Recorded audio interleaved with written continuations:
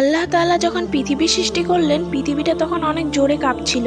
আল্লাহ পৃথিবীর কাঁপাকাঁপি বন্ধ করার জন্য অনেক বড় বড় পাহাড় পৃথিবীতে সৃষ্টি করলেন এবং কাঁপাকাঁপি বন্ধ হয়ে গেল। এই দৃশ্য দেখে ফেরেশতারা বললেন, ইয়া রব, পাহাড়ের এত শক্তি, আপনার সৃষ্টির মধ্যে পাহাড়ের থেকে শক্তিশালী কি কিছু আছে?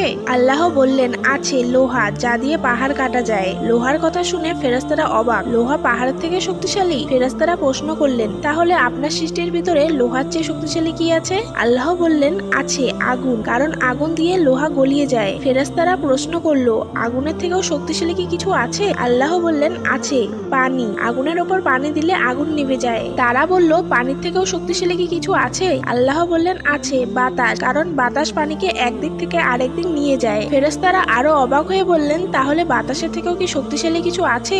আল্লাহ বললেন, আছে, সেই ব্যক্তি যে গোপনে দান করে, যার এক হাত জানে না অন্য হাত কি দান করে। সুবহানাল্লাহ।